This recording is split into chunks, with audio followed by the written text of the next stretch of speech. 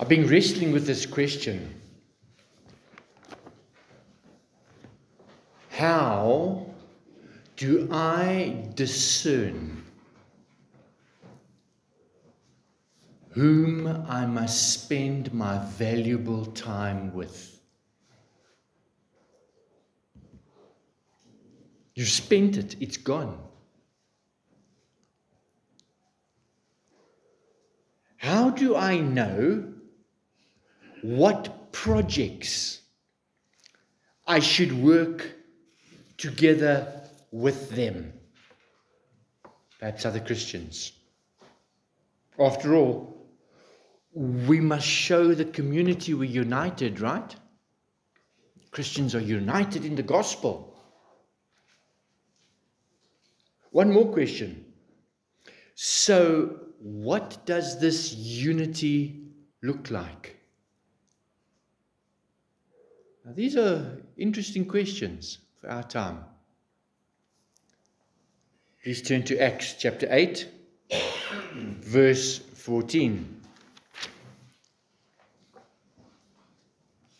Acts 8, verse 14.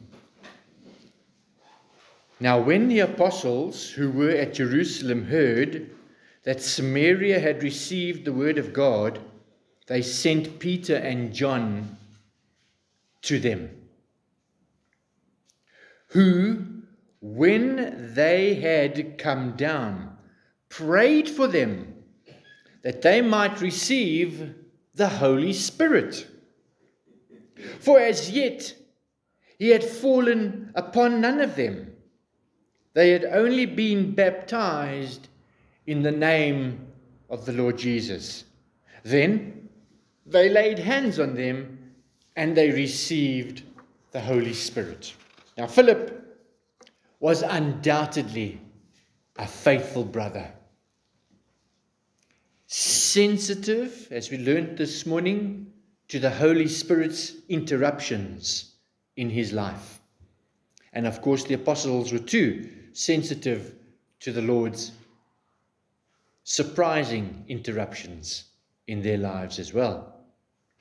Philip was a man that God could use. His character was recognized in Jerusalem. And remember, he was chosen as a deacon in Jerusalem. His goal was to herald Christ, not hoard wealth.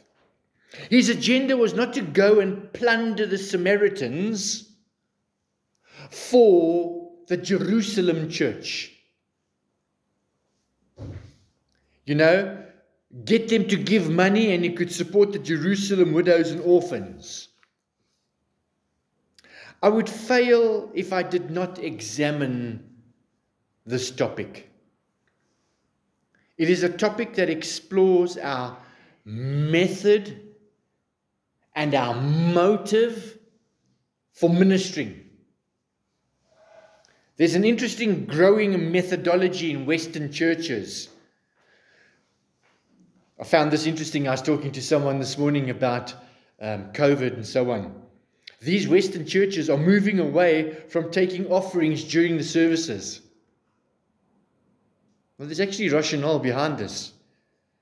Prior to the pandemic, most of these churches used the offering basket as we do. Now, many churches do not. For some interesting reasons, the offering basket is disappearing, even in small churches. And some research discovered that online giving is now the default of many Western churches. Since COVID, folk are uncomfortable touching a basket handle touched by many others. Okay. They will avoid it altogether. Well, the research showed that millennials do not like passing the offering basket, and Gen Zs absolutely abhors it. Well, one pastor said they had to point the church members to digital giving as their means of stewardship and giving. Well, I am not aware that this is an issue with us.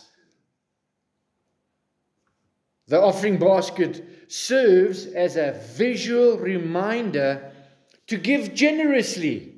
And I don't think that this should disappear. It's the gospel made visible. An offering basket communicates our giving as an act of worship. It's true that the unchurched and the dechurched do not like passing the offering basket. It's interpreted very differently than an involved member in the church. No one goes to the church where they know they will hear the pastor begging for money. Nor do they like to be manipulated into giving. We know that giving is a privilege and part of our Christian worship. However, a heavy-handed plea to give can be a major turn-off. And I don't see that with Philip's ministry to the Samaritans. God forbid that we should be heavy-handed and preach that kind of stuff. An unbeliever or someone new to the faith doesn't understand the principle of tithing and doesn't understand why churches take an offering. That methodology can be a barrier, or that misunderstanding can be a barrier to their spiritual growth. Well, let's look at the methodology of ministry in Samaria, shall we? This is very interesting. Let's look at money. There's no record that Philip ministered to the Samaritans asking them for money. Remember, he was an elected deacon to care for the widows and the orphans. So he was sensitive to physical financial needs. He undoubtedly loved the Jewish widows and orphans. They were his people, ons mense. Secondly, let's look at the ministry. By the time the other apostles arrived, the Samaritan brothers had been baptized in the name of our Lord Jesus Christ. But they had not yet received the Holy Spirit. Obviously, acting in accordance with divine guidance, the apostles prayed for the believers that they might receive the Holy Spirit, and they laid their hands on them, and as soon as that was done, they received the Holy Spirit.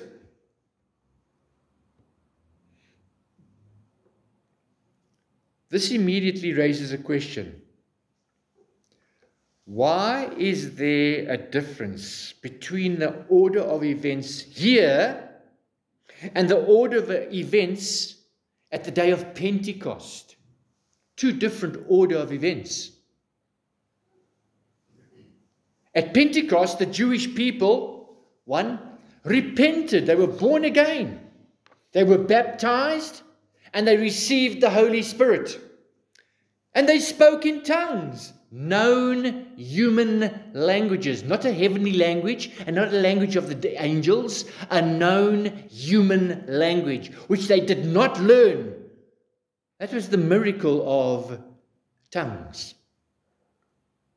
So, here in Samaria, they believed, they were baptized, but the apostles had to come and lay their hands on them so that they might receive the Holy Spirit. Of one thing we can be sure, that both groups were saved in the same way. By faith in our Lord Jesus Christ. He is the only way of salvation. However, during this transitional time from Pentecost through the early church formation, there was a bridge. There needed to be a bridge between Judaism and Christianity. Now, let's think about that for a moment. The Romans thought that Christianity was a sect of the Jews. And the Samaritans probably had reservations too, and their doubts. God chose to act sovereignly in connection with various communities of believers. Perhaps some believers were there at Pentecost, and they came through to Samaria and shared what happened, perhaps the Bible's quite silent about this. I'm exploring what possibly could have happened. The woman at the well, her ministry amongst the Samaritans as well, could have still been very vibrant and going on. So the Jewish believers, if they were wanting to be separate from the Samaritans, they may want to dissociate themselves from the Samaritans. But Jewish believers were called upon to dissociate themselves from the nation of Israel by public baptism. Now, what I've just said, some theologians will really take me to task. I don't have time to explain all that. This is not replacement theology, and this is not all other theologies about Israel. But I'm just saying that Jewish believers had to make a public declaration of their faith and dissociate themselves from that other religion, because this was something new. Before they received the Holy Spirit, before Pentecost. But why must the Samaritans now have special prayer?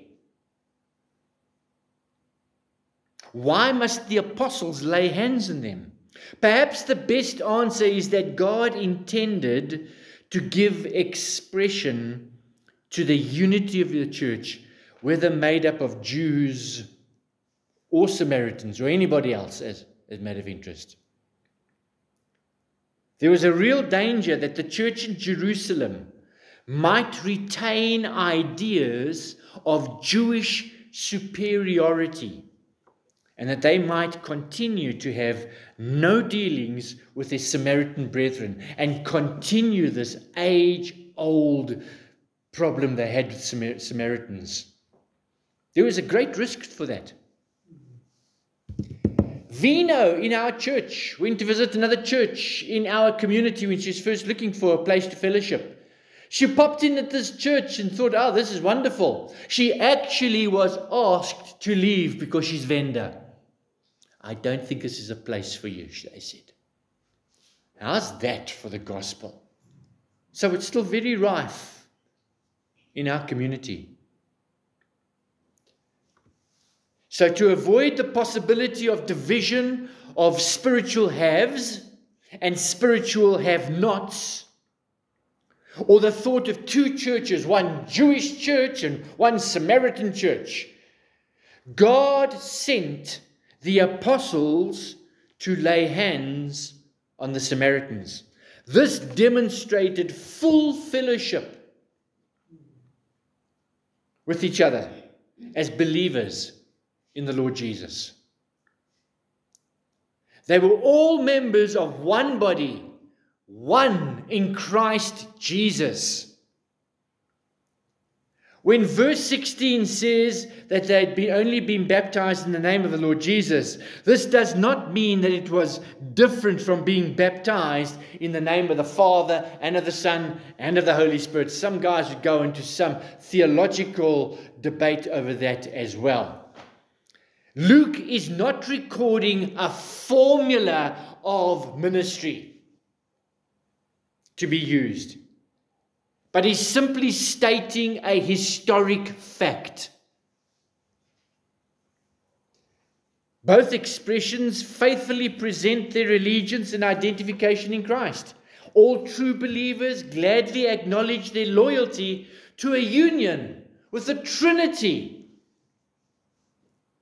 And we gladly receive other Christians too. We saw this week, or last week, when we baptized Clive, Jonathan, and Verona.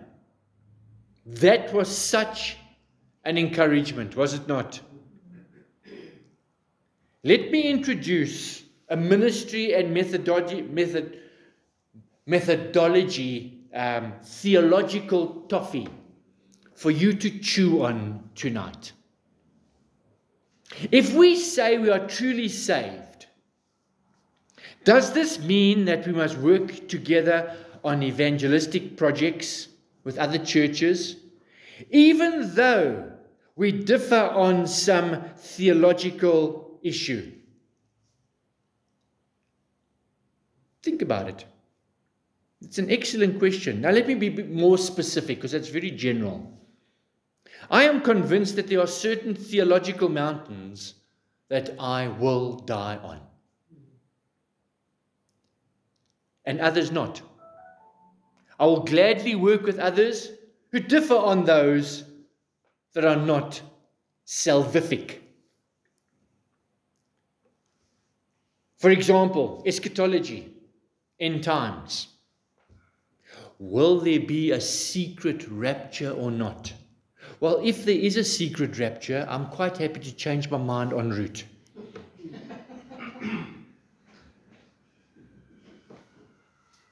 Does God have a special dispensation for Israel today? Oh, I pray that He does do something there indeed. Yet both agree that a sinner must repent, be born again, and trust in Christ alone for their salvation. I can work with that. But now, what about the Arminian doctrine of salvation? You're looking at me saying, what do you mean Arminian doctrine of salvation? Well, very briefly, Jacobus Arminius was a lawyer, and he believed in human rights and human ability to contribute to their salvation. Okay, very briefly. They say that they can contribute, that theology says I can contribute my salvation with a good decision. I can open up the door of my heart and invite Christ in. No, we have a problem there, because the methodology of presenting the gospel erodes doctrinal truth. It's not you seeking Christ, it's Christ seeking you. You are dead in your sin. You are enemies of God. There's a valuable lesson that I learned from this passage. The apostles came to Samaria. Why? Because they heard that the Samaritans had received the word. They received the authentic gospel.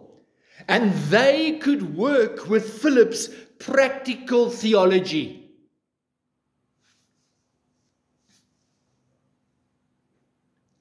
There are some organizations whose practical theology does not honor the Lord, and I cannot work with them in evangelism or discipleship projects. I can't. They insist on discipleship or doctrine on their terms.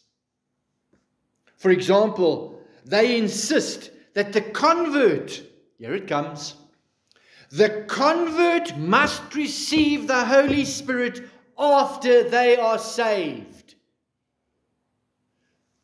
The alarms should be going off immediately.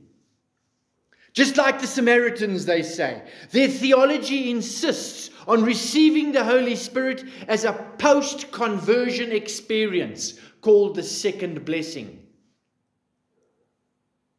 They will lay hands on them, and these people must receive the Holy Spirit and talk in tongues. Just listen to me and let go of your mind and just clear your mind and just talk like a baby talk, and it'll come. Well, respectfully, graciously, they have misinterpreted what the Lord was doing in the early church. And they're taking that and they're applying it in the church today without much theological thought.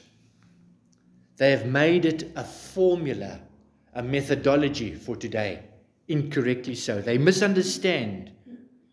When do we receive the Holy Spirit? When we are born again. We receive the new wine. We become the temples of the Holy Spirit. And how does He manifest Himself today? Well, at this time, I want to encourage you to watch the DVDs in our library called Strange Fires. I really encourage you, if you've not watched that series, do it. These are vital questions to ask yourself. Good theology will prepare you accurately to discern God's interruptions and leading. If it was Simon the sorcerer who invited the apostles from Jerusalem to come over here and see what I'm doing, do you think the apostles would come? I don't think so.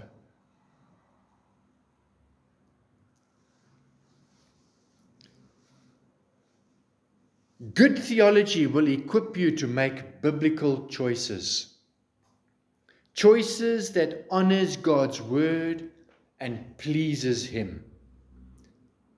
In these moments where the rubber meets the road, where our faith is stretched and we look down to see whether we are standing on a rock or sand, when times are tough and your doctrine is flaky.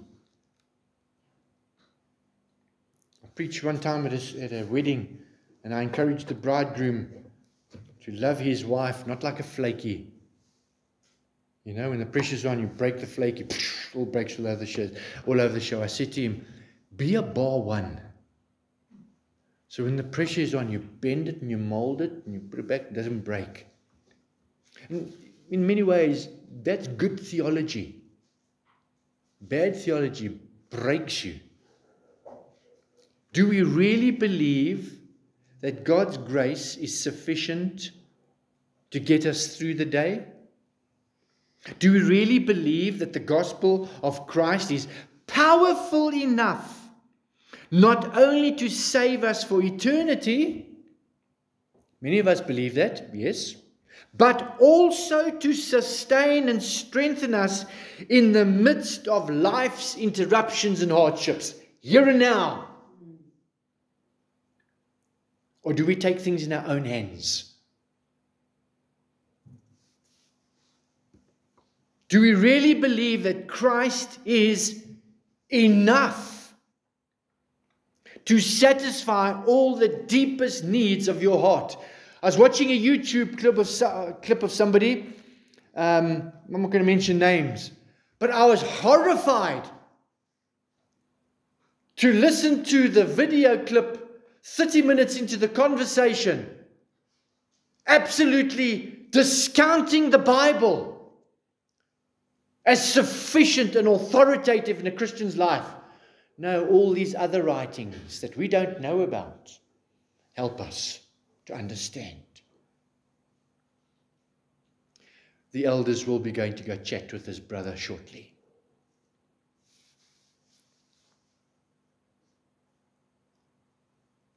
I want to encourage you to work with the Holy Spirit to transform your heart and to shape you, to build godly character from the inside out, so that the gospel is made visible. Godly character results in doing what is right, even when or if we suffer for it. Now, 1 Peter 2 verse 20. 1 Peter chapter 2 verse 20, after Hebrews, James, and 1 Peter 2 verse 20, reminds us. He says, for what credit is it if, when you are beaten for your faults, you take it patiently? I really deserved that. I was wrong. I deserved that. What good is that? But when you do good and suffer, if you take it patiently, this is commendable before God. So when you do good and you suffer, God sees that. Verse 21, for to this you were called, because Christ also suffered for us, leaving us an example that you should follow his steps. There is no virtue in patient suffering for our own misdeeds and bad decisions. We will bear the consequences from time to time for poor choices and our sin. Certainly, there is no glory for God in that. That type of suffering will never mark us out as Christians or make others want to become Christians or smell the fragrance and the aroma of the doctrine of the gospel. But suffering patiently for well-doing, for doing the right thing, is what counts. This tests our faith in his faithfulness. Those apostles could have stayed at home in Jerusalem.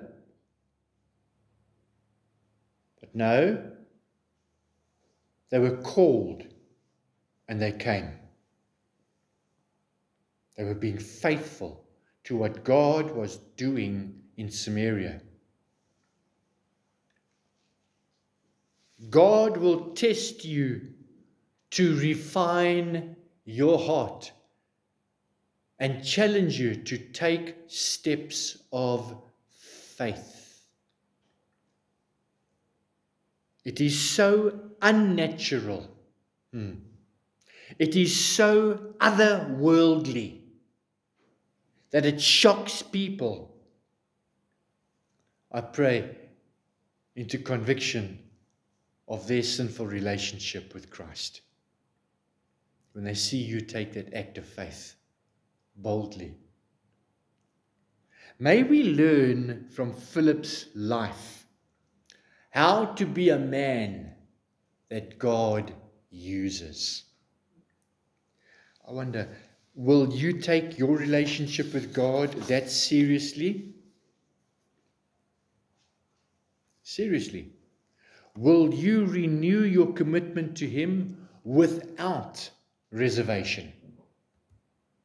God is looking for men and women, boys and girls, to reach our generation. The question is, will you put up your hand and say, here I am, use me? Next time we're going to be talking about laying on of hands and receiving the Holy Spirit in the early church, compared to the practice of laying on of hands in the church today and receiving the Holy Spirit. We're going to compare those two practical theologies and practical outcomes of ministry. It's going to be very interesting. Lord bless you. Amen.